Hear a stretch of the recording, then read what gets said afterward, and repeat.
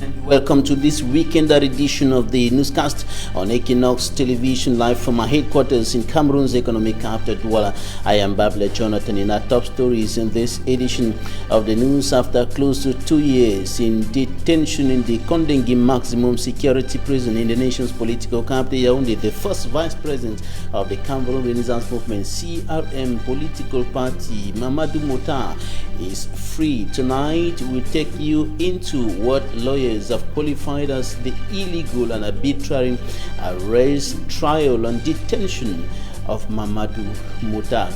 It took a diplomatic fight to maintain Cameroon's authority on the Bakassi Peninsula in the southwest region of the country, hit by 4 years socio-political and security crisis. Several years after Cameroon won the diplomatic battle against neighboring Nigeria, the peninsula is in severe underdevelopment. Underdevelopment challenges are making life quite difficult for inhabitants. Tonight, we show you the ugly face of underdevelopment precisely in Idabato on the Bakassi Peninsula.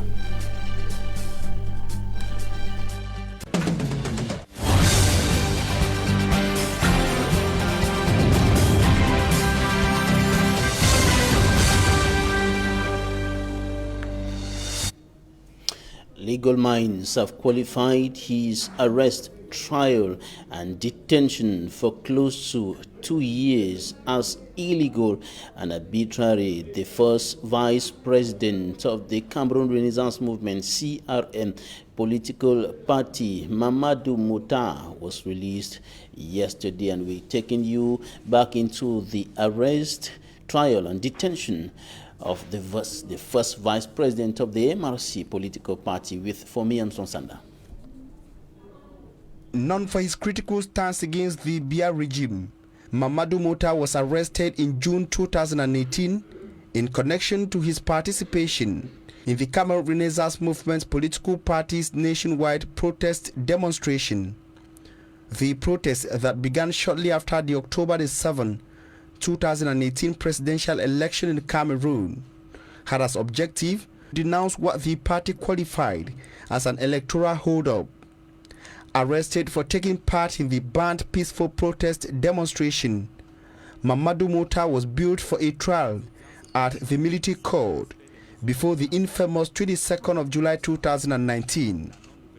On this day, inmates of the Yaoundé Central Prison, predominantly Anglophones, rose up against poor imprisonment conditions and long detentions without trial at the prison facility. A protest that will later go violent, culminating in the burning of some sections of the prison and injuries sustained by several inmates.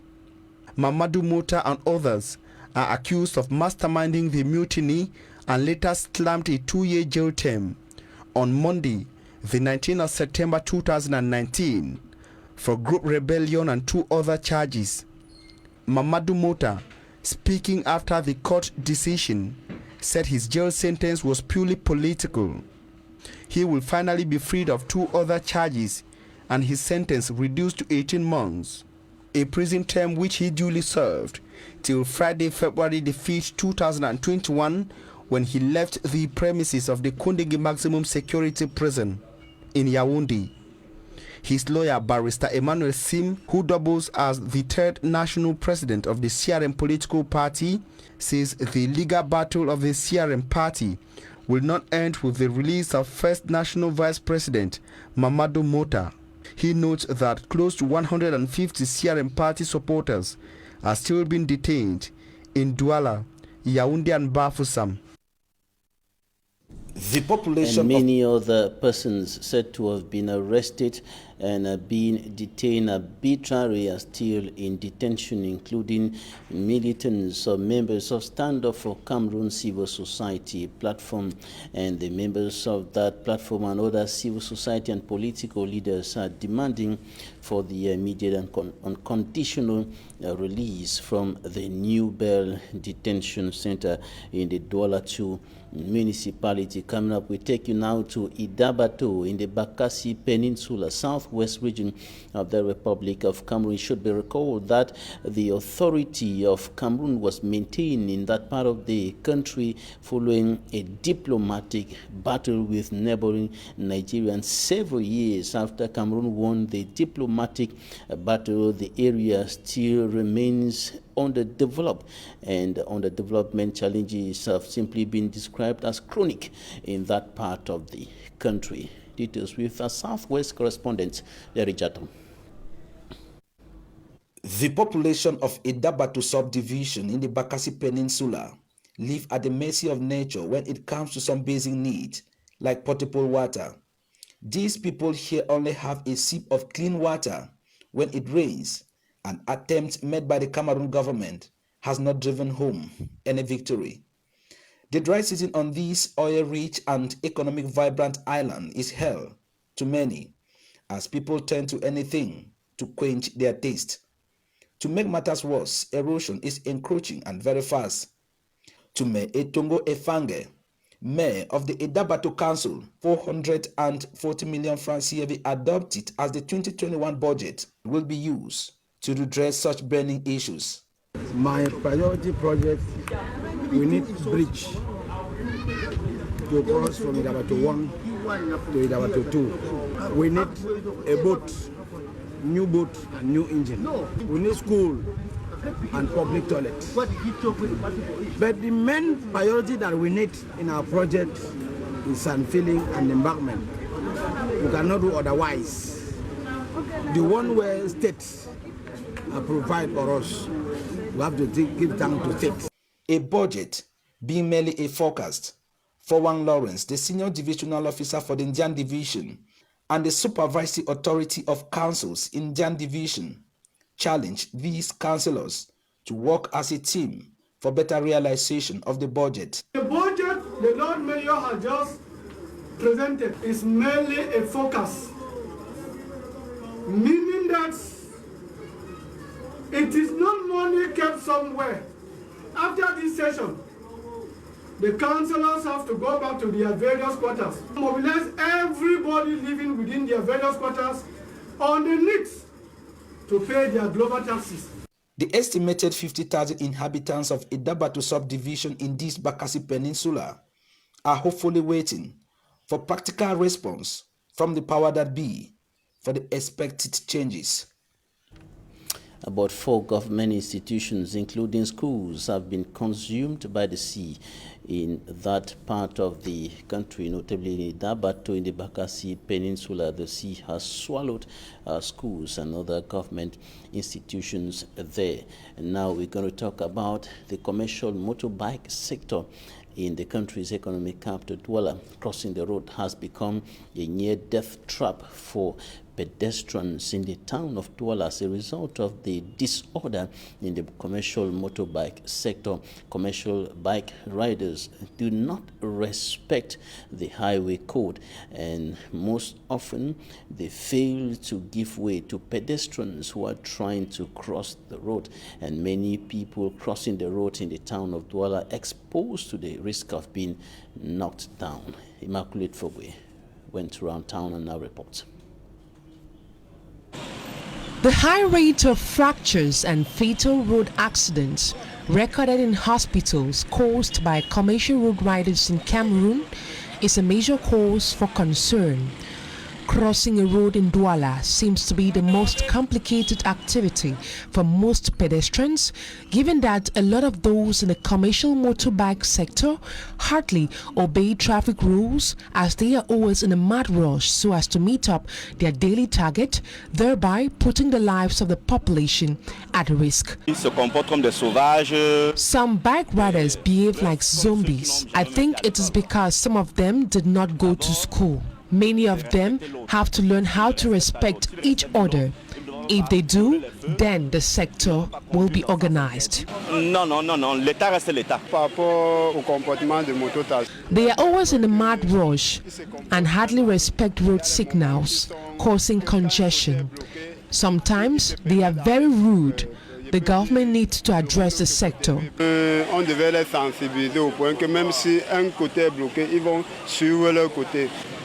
An activity which used to be a blessing given the fact that it has employed several Cameroonian youths has over time degenerated into a traffic nightmare for road users in Douala. Pedestrians are calling for urgent enforcement of traffic laws by the government. There are few jobs in Cameroon, but this sector was able to employ several Cameroonians. Many of them who decided to carry out the activity were frustrated, reason why some drive carelessly.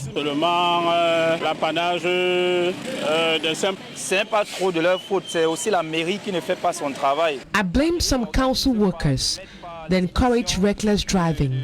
Many of them continue receiving bribe. Some of these bike riders carry 3 persons at the same time. I know it is because they want to make ends meet, but they are putting people's lives at risk. Apart from the non-respect of the highway code, some bike riders are very rude towards passengers as they tend to threaten or even challenge them for no good reason. Human life is sacred, so there is a need to protect it. Bike riders have an urge to respect highway rules and equally make the sector great. Now we go up north to Mary in the far north region of the Republic of Cameroon ahead of the National Youth Day celebration. We talked to some young people there who presented several challenges they are facing there. As far as young girls and women are concerned, they talked about the problem of early marriages. Many of them are forced into early marriages despite the disadvantage and the health problems or complications that it could bring to the victims of early marriages in the far north region of the country. It is still being practiced, and they have many other problems affecting them there. They have been, however, empowered by some government authorities, notably from the Ministry of Youth, to be able to meet up with some of the daily demands of life. Details in this report by Innocent Aze. Sewing machines, tricycles, computers and other electronics offered to youths and ex-Boko Haram fighters in Meri in the far north region of Cameroon. This is to empower them to be productive and develop their locality. Aujourd'hui, on a reçu le don du ministre de la Jeunesse. The donation from the Minister of Youth and Civic Education, they say, is very timely and imperative. Pour que j'augmente ma productivité et employer les jeunes au niveau local. They received the donations during a ceremony to launch the National Youth Week that also saw some educators sensitize parents to put school at the top and marriage at the bottom line. Young girls between the ages of 12 and 15 are sent into early marriages due to poverty instead of school. However, parents must strive and send their daughters to school. Je parle précisément de ma localité, Kouloum. To squeeze the neck of this phenomenon and other difficulties slowing development of this locality, the Meri municipality has also, during the ceremony, instituted a junior youth council charged with development contribution. Se mettre au service du développement de notre localité, pourquoi pas de notre pays. We will contribute to development of our locality, and why not Cameroon, and also nurture our younger ones to be development oriented and to become junior youth councillors like us. Et puis apporter au moins les moyens efficaces pour combattre certains fléaux. These youths who took oath before the minister immediately took up functions with hope to put in their best to change the face of their municipality, Meri. U.S. immigration authorities are said to have cancelled a controversial deportation flight to Cameroon. Some political analysts say the stalled deportation of 60 black immigrants shows that the Biden administration can choose not to send asylum seekers back home. An observer said at the last minute yesterday the scheduled deportation flight did not depart from Alexandria, Louisiana for Cameroon as planned, but instead took off for Dallas without passengers on board. And U.S. President Joe Biden has promised to rebuild his country's partnership ties with the African Union. He did this moments after he delivered his first policy speech since taking office. His predecessor Donald Trump sparked a row in 2018 over his alleged use of the word shithole to describe African nations. Trump later denied that he is not racist, and today the White House tweeted a video of President Joe Biden's remarks to the continent's organization ahead of its 34th summit. Take a listen to U.S. President Joe Biden. I'm honored to send the best wishes of the people of the United States in advance of the 34th African Union Summit.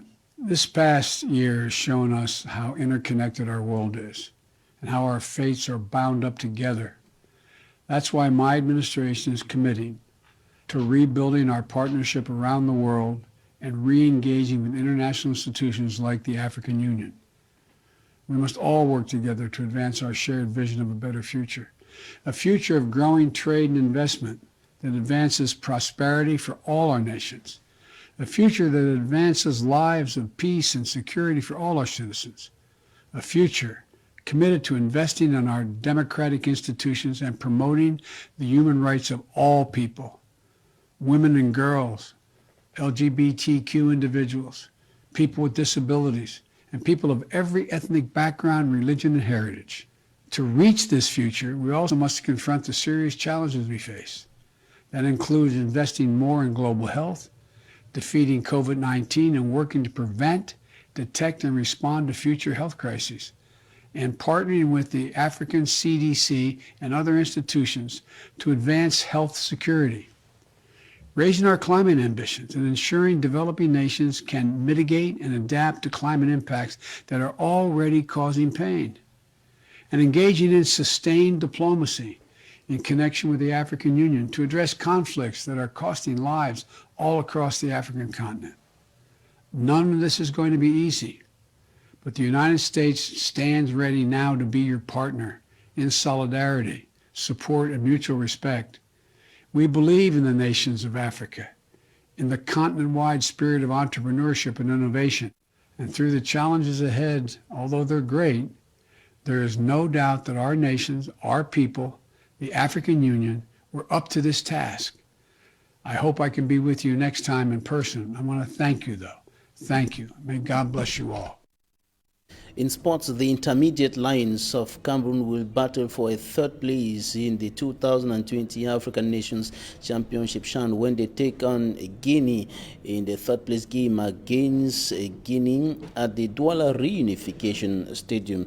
And our sportsman, Smart Chikan Gabriel, says that's going to be the last chance for the intermediate Lions of Cameroon, the last opportunity for them to amend the humiliating 4-0 defeat against Morocco at the semi-finals. After the humiliation they received from the hands of Morocco at the semi-finals of the tournament, 0-4, the intermediate Lions still have a chance of comforting their battered supporters this Saturday when they challenge the intermediate Sili National squad of Guinea in the third place match. It will be an opportunity for Martin Tungumpile to rewrite the wrongs his boys committed when they were battered by Morocco. It is certain that one player, Yannick Njeng, won't be part of the squad after his dismissal for indisciplined attitude. Just like Morocco, Cameroon will be confronting the second most prolific team of the tournament with as many as 6 goals scored. without any key player to count on in the intermediate den for individuality, Guinea will still want to give all hopes to Moulay Salah, who failed to score in the penalty shootout against Mali at the semis to redeem the country. It will be the second time Guinea will be playing in the classification game at the African Nations Championship after 2016 in Rwanda, when they lost to Ivory Coast 1-2 to finish the tournament in 2016 on the 4th spot. To arrive at this stage of the tournament, Cameroon finished second in Group A with 5 points, eliminated the Democratic Republic of Congo 2-1 at the quarterfinals, and bowed before Morocco, defending champions at the semis, 0-4. While Guinea finished as leaders in Group D with 7 points, 6 goals for and 3 goals against, sent packing Rwanda at the quarterfinal stage, beating them 1-0, and lost at the semi-finals to Mali after post-match penalty shootout by 4-5. Talking Point comes up next.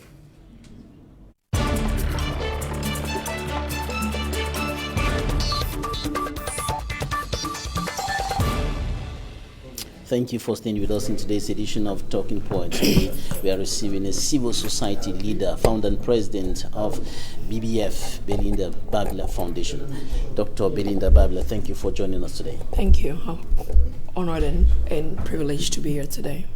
We're going to be talking about the hundreds of thousands of English-speaking Cameroonians who are now internally displaced persons, IDPs, all over the country, and some who are refugees in neighboring Nigeria. You have been constantly working with these persons, talking with them, getting to know their challenges and bringing some aid to them as well. But before that, you're based in the United States of America.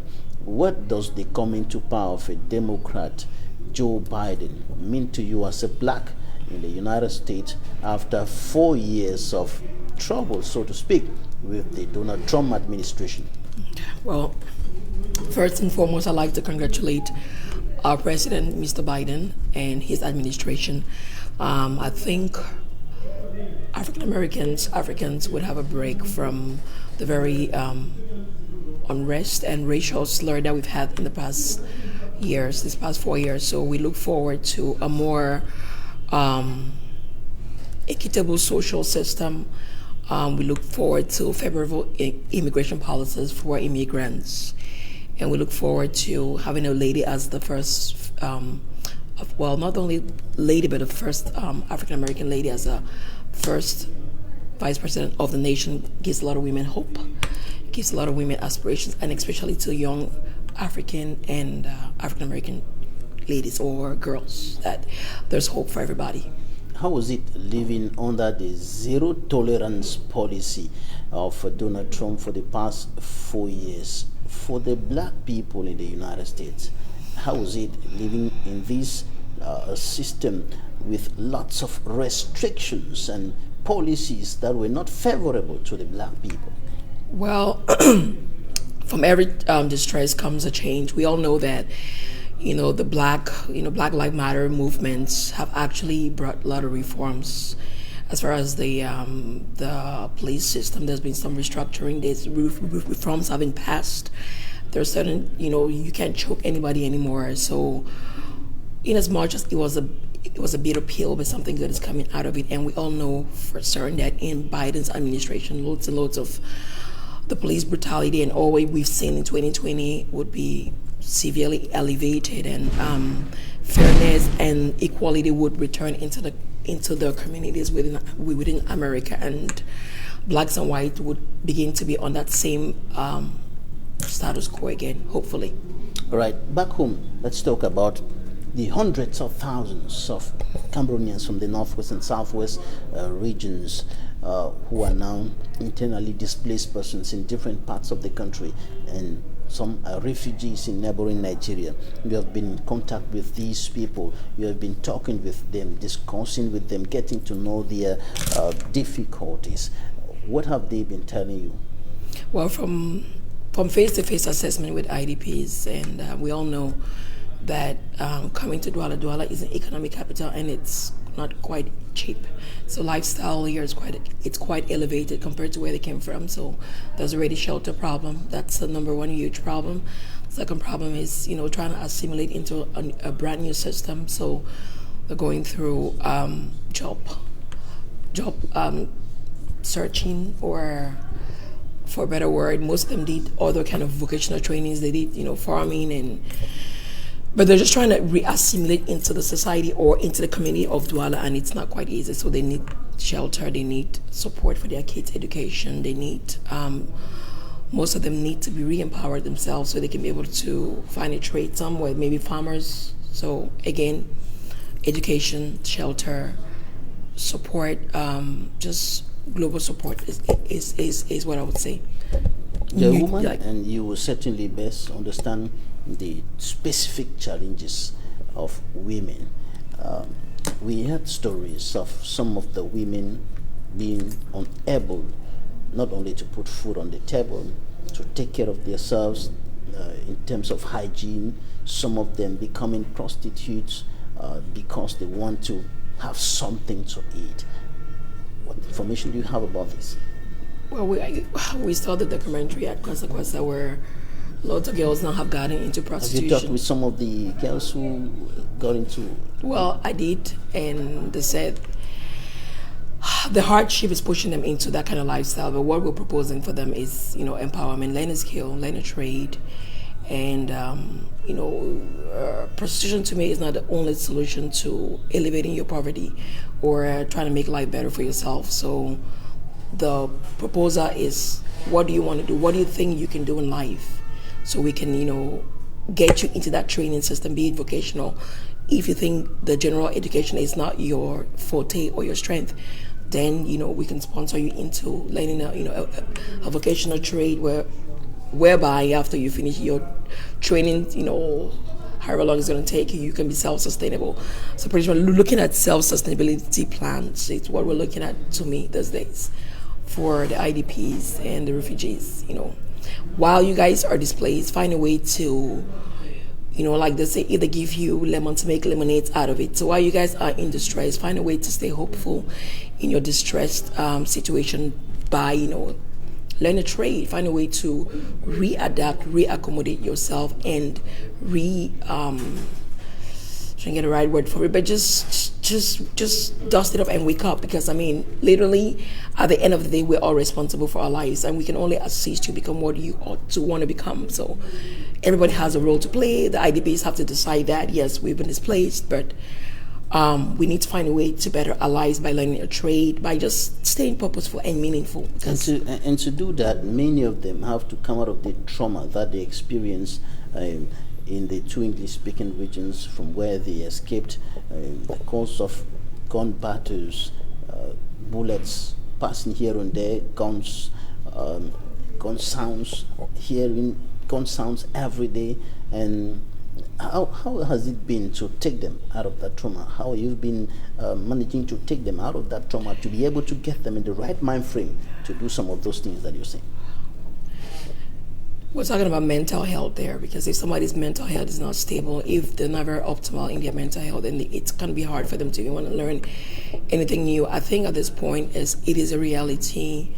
Find a way to get into activities that'll get your mind off of it, because you staying in that depressed mental state is not really going to help you long run. I know it's not easy, but my take is getting them occupied with another vocational skill would slowly get their minds off the trauma that they've lived or they witnessed, or just, my take is get them busy into another activity so they can get their minds off the distress that they came from. What about children who escaped from those two regions, some of them without their parents, some of them with their parents, some of them unable to go to school, some of them unable to have clothes to put on, and all of that stuff? I think first and foremost, since it's a priority that every child goes to school, because the leaders of tomorrow have to be educated.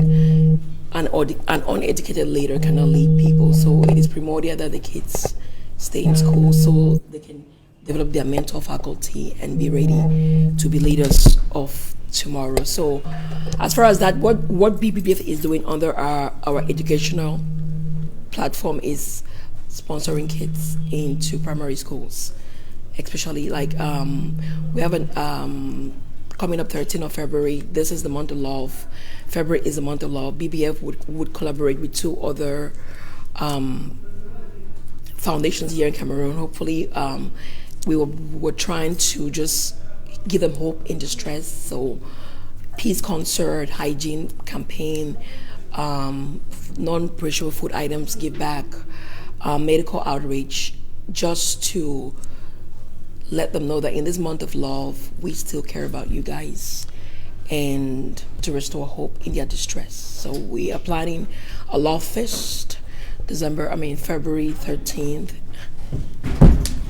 We're planning a love fest February 13th at Lycée Polyvalent in Bonneberry, and I will be doing that with the Cindy Emma the Foundation. We will collaborate together and give back to IDPs come Saturday next week. All right, the refugees in neighboring Nigeria. What about the refugees in neighboring Nigeria? Well, we're hoping that peace returns, and so that, people can really get a chance to go back to their dwellings, because as we all know, living in a strange land isn't the best, especially when you didn't go there voluntarily, you went there, circumstances got you there. It's not really easy. It's not, holistically, it's not easy.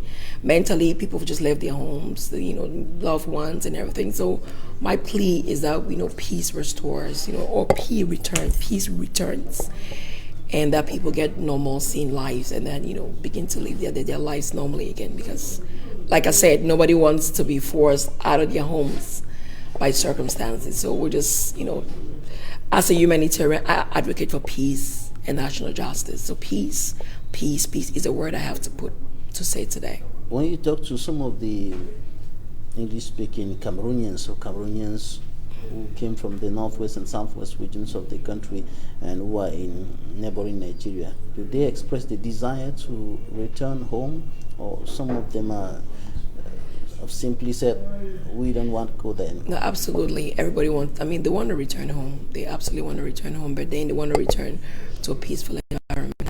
And I would agree that nobody really wants to stay overseas as a refugee in a land, but for them to come back, they have to, be sure that they're coming back into a peaceful environment, so they may raise families and stay in a peaceful community. All right, let's wrap up with a book that you published. Yes. I'm interested in the title of that book. When No One Believes in You. When No One Believes in You. Yes. When no one believes in you, it turns to be something like, heaven and earth coming down on you. Well, the book, it's an inspiration from my trajectory in life. I believe that, for you to get to where you want to get to in life, it's a choice, and you'd have to decide to work to get there, and nobody's gonna hand it to you via a spoon. There's a lot of sacrifices that you'd have to make. You'd have to be almost dead to yourself and ready to pay the price to achieve the dreams that we all aspire to achieve. So I don't believe in luck. I believe in hard work. I believe in dedication, consistency, extreme focus, determination. I believe that we all can attain whatever it is that we want to attain, as long as we set our minds to read. We're ready to focus, and there's tools that we have to retool our minds to be able to achieve those kind of dreams that we want to achieve.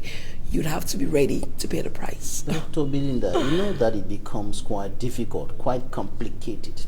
When no one believes in you anymore, it becomes difficult to concentrate, to focus, to be determined, to be committed, and to push forward. So when no one believes in you, what should you do? You give up? No. When no one believes in you, that's when you pick up yourself and you make people believe in you via your results that you give out. you remain determined. Absolutely. Right, Dr. Belinda Babla, Civil Society Leader, Founder and President of BBF, Belinda Babla Foundation. Thank you for joining us today. Thank you. My pleasure. Thanks, ladies and gentlemen, for staying with us. That's it for today. Equinoxe comes up next.